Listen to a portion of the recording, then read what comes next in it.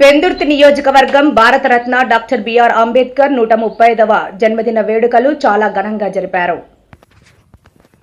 ఈ కార్యక్రమంలో అనకాపల్లి పార్లమెంట్ సభ్యులు సీఎం రమేష్, పెందుర్తి శాసన సభ్యులు జనసేన పంచకర్ల రమేష్, అలాగే పెందుర్తి గిరిజన ఉద్యోగాల సంక్షేమ సంఘం L Chittibabu, general secretary D Bhaskar Rao, doctor Ganga Bhavani, మహిళా కమిటీ కన్వీనర్ కె బైరాగిమూర్తి, సలహాదారులు ఎల్ఎల్బి జి తిలక్, న్యాయ సలహాదారులు పూలమాలలు వేసి డాక్టర్ బిఆర్ అంబేద్కర్ వారు చేసిన సేవలు, అలాగే బడుగు బలహీన వర్గాలు చేసిన పోరాటాలు జ్ఞప్తికి చేశారు. మహానేతావి వారు చూపిన దారిలో నడుస్తున్నాం కాబట్టి ప్రపంచం చేత కొనియాడబడుతున్న ఈ రోజు వరకు కూడా వారు గుర్తుగా ఈ రోజు అనకాపల్లి ఎంపీ గారు కానీ మా తెలుగుదేశం గండి బాబ్జీ గారు మేము అందరం కూడా ఘనంగా నివాళులర్పించు ఆ మహానుభావుడు ఆశయాలను ముందుకు తీసుకెళ్తే మనం ఘనమైన నివాళులర్పించాం. ఈరోజు బాబాసాహెబ్ అంబేద్కర్ 135వ జయంతి సందర్భంగా మనం అందరం ఈరోజు పండగ చేసుకుంటున్నాం. ఆయన సిద్ధాంతాలని, ఆయన యొక్క ఆశయాలని ముందుకు తీసుకెళ్లే దిశగా మనం అందరం కూడా వెళ్ళాలి. తప్పదు. మన హక్కుల్ని కాపాడుకోవడానికి మనకున్న ప్రాథమిక సూత్రాలను పాటిస్తూ భారత రాజ్యాంగ నిర్మాత ఏదైతే రాశాడో ఈరోజు మన భారత ప్రభుత్వం కూడా అమలు చేస్తూ ముందుకు తీసుకెళ్ళాలి. లేకపోతే మన పోరాటం చేసి మనకున్న హక్కుల్ని, మనకున్న రాయితీల్ని మనం సాధించుకోగలగాలి. అలాంటప్పుడే మనం సమాజంలో ఈ బలైన వర్గాలు సమాజంలో బతకగలం. లేకపోతే మనకు మనుగడ ఉండదు. కాబట్టి ఉన్నంతకాలం మనకున్న హక్కులను సాధించుకోవడానికి ప్రయత్నం చేద్దాం.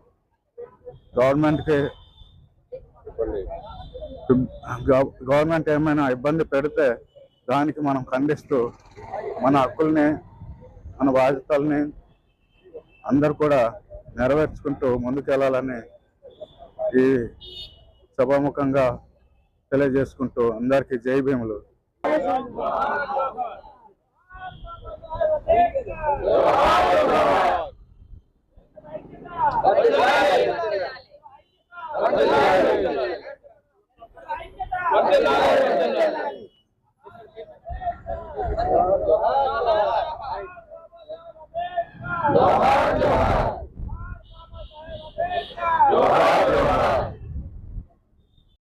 ఈరోజు బడుగు బలహీన వర్గాల ఆశాజ్యోతి డాక్టర్ బిఆర్ అంబేద్కర్ గారి 135వ జయంతి సందర్భంగా పెందుర్తి గిరిజన ఉద్యోగుల సంక్షేమ సంఘం ఆధ్వర్యంలో ఈ 135వ జయంతి కార్యక్రమాన్ని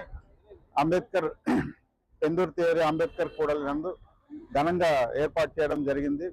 ఈ కార్యక్రమానికి మరి మా కమిటీ సభ్యులు, పెందుర్తి పరిసరాల్లో ఉన్న గిరిజన ఉద్యోగులు, మహిళలు అధిక సంఖ్యలో పాల్గొన్నారు. ఈరోజు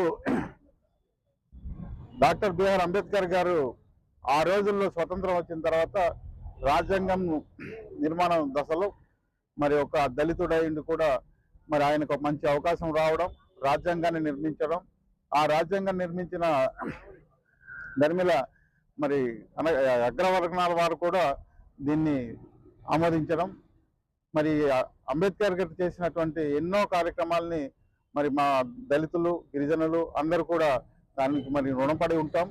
మరి ఈ సందర్భంగా మరి అంబేద్కర్ గారికి ప్రభుత్వం సెలవు అయితే ప్రకటిస్తుంది, కానీ ఈ సెలవు ప్రకటించినప్పటికీ అంబేద్కర్ గారి ఆశయాల్ని మాత్రం ఎక్కడ కూడా పాటించే పరిస్థితి లేదు. ఒక్కొక్క సందర్భంలో వెనకబడ్డ వాళ్ళందరూ కూడా రిజర్వేషన్లు కల్పించారు. కానీ ఇప్పుడు అన్ని ప్రైవేటైజేషన్ అయిపోయి ఆ రిజర్వేషన్ ఫలాలు కూడా ఎత్తేసే పరిస్థితి ఉంది. ఇప్పుడు ప్రైవేట్లో కూడా రిజర్వేషన్ కావాలని మేము ఎప్పటి నుంచో పోరాటం చేస్తున్నాం, కానీ కనీసం ఆ రిజర్వేషన్ లేని పరిస్థితి. ప్రైవేట్లో వాళ్ళు నచ్చినట్టు వాళ్ళు చేసుకుంటున్నారు. దేశం మొత్తం రిజర్వేషన్ లేని పరిస్థితి అయిపోతుంది. కాబట్టి ఈ దళితులందరూ, ప్రతి ఒక్క దళితులందరూ కూడా ఐకమత్యం అయ్యి, దళితులు, గిరిజనులు అందరూ కూడా ఐకమత్యం అయ్యి పోరాటాలు చేయాల్సిన అవసరం అయితే ఎంతైనా ఉంది. తప్పకుండా ఈ రిజర్వేషన్ ఫలాలు అయితే ఈ భావి తరాలకైతే అందే పరిస్థితి లేనట్టే కనిపిస్తుంది. కాబట్టి ఏదో మాకైతే కొద్ది గొప్ప చిన్న చితక రిజర్వేషన్ ఫలాలు అందాయి, కానీ మా తరానికైతే, మా భావి తరాలు, మా పిల్లలకైతే అందే పరిస్థితి అయితే లేదు. కాబట్టి ప్రతి ఒక్కరు కూడా ఉద్యమం చేయాలి. దేనికోసం ఉద్యమం చేయాలంటే రిజర్వేషన్ ఫలాల కోసమే చేయాలి.